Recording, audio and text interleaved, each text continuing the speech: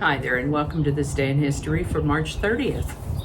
March 30th is the 89th day of the year in the Gregorian calendar, 90th in leap years, with 276 days remaining to the end of the year. Today's word is expeditious. Expeditious is an adjective that means marked by speed and efficiency. Expeditious. I'd like to take a moment to mention that links to my sources are included in the show notes. I ask you to go ahead and click that like button. Consider subscribing if you haven't already. Let me know your thoughts in the comments section. And remember that you can share this video with others with a link in your email, messaging, or social media.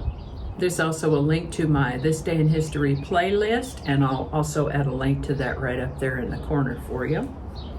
And with that, this is the birthday of John Proctor, born March 30th, 1632. He was one of the victims of the Salem witch trials, convicted and hanged for witchcraft in 1692 when he was 60 years old. Those were hard times. His first two wives had died in childbirth. He and his third wife had a tavern, which she ran with some of the older children while he worked the farming operations they had in the area. Some disagreements arose, particularly with one of their neighbors, over the operation of the tavern most likely, and things went downhill from there. Initially, witchcraft allegations were made against his wife Elizabeth, but when he came to her defense, the focus turned toward him too. It was a horrible situation. They and their children were treated terribly. The individuals who presented those accusations were definitely in violation of the commandment that says, "Thou shalt not bear false witness against thy neighbor." The entire community behaved badly in this regard, especially in regard to Mr. Proctor's survivors, his wife Elizabeth, who was spared execution because she was pregnant at the time of the conviction, and of course his many children. I can only hope that their accusers came to regret their actions. The Florida Territory was created in the United States on March 30th, 1822. The National Bank of Greece was founded in Athens on March 30, 1841. Ether was used as anesthesia for the first time on March 30th, 1842 by the American surgeon Dr. Crawford Long. It seems he didn't publish any studies or reports about this though, so some other doctors sort of stole his thunder, so to speak. A few years later, when they performed surgery using ether as an anesthesia in a public exposition in a surgical theater, actually. But Dr. Long was first and was credited thusly, albeit posthumously. In fact, National Doctors' Day is on March 30th and was so arranged in honor of the first use of general anesthesia in surgery by Dr. Long. This is the birthday of Dutch painter and illustrator Vincent van Gogh, born March 30th, 1853. He was quite prolific, creating over 2,000 works of art, of which about 860 are oil paintings, and most of which he created in the last few years of his life. Little regarded while he was alive, he has posthumously come to be regarded as one of the most famous and influential figures in the history of Western art. Sadly, he suffered from mental illness, depression, and poverty, and ended his own life in 1890 when he was only 37 years old. I'm outside recording while the whole neighborhood is taking a walk. Not all in one big crowd, but one by one. All right. Sir William Crookes announced the discovery of thallium on March 30th, 1861. Thallium is not a natural element, but is produced as a byproduct from refining heavy metal sulfide ores. It's used in the electronics industry, pharmaceutical industry, and in glass manufacturing.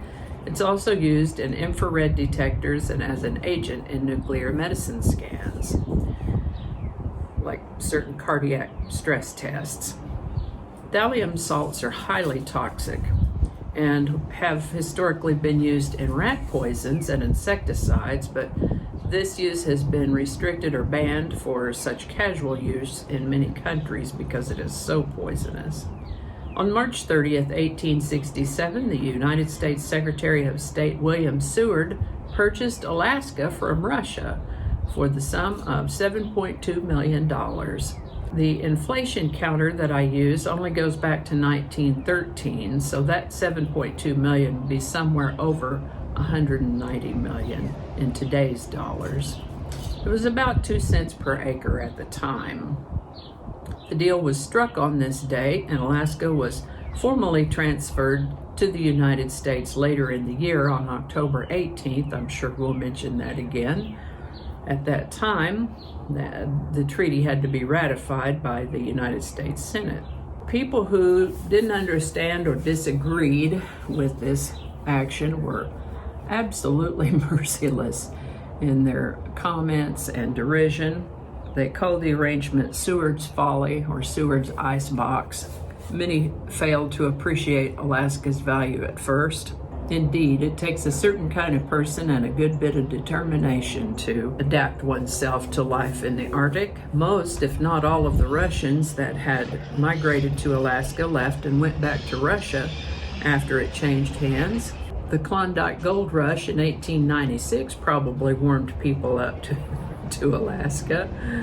Alaska finally became a state in 1959. On March 30th, 1959, Tenzin Gyatso, the 14th Dalai Lama, fled Tibet for India.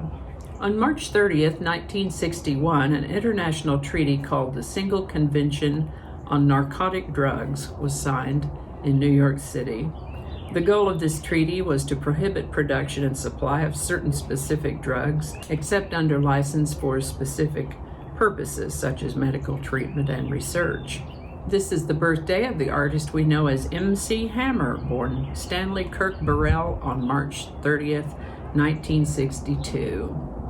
He has been very productive and influential in the music and entertainment industry and turns 59 in 2021. On March 30th, 1981, President Ronald Reagan was shot outside a Washington, D.C. hotel by deranged shooter John Hinckley Jr.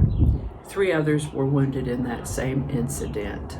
And I think that's going to do it for us today. I hope you learned something you didn't know before. I know I sure did. I always do. As always, links to my sources are included in the show notes, along with a link to my Day in History playlist. I'll add the Day in History playlist up there in the corner, along with last year's episode for this Day in History, March 30th.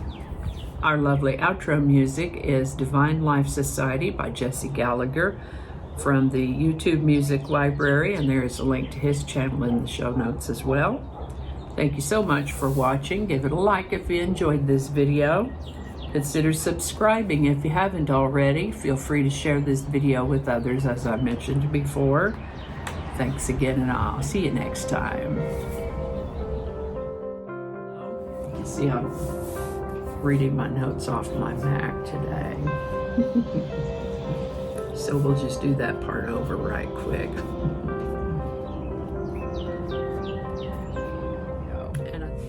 I found this on the web. Thank you, but I wasn't talking to you.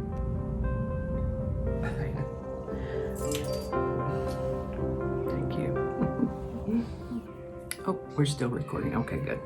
Okay. I don't know how all that's going to go together, or if it's even going to make it to the video. We'll just see. That's not going to go. Probably cut all that out. That'll all be laying on the cutting room floor.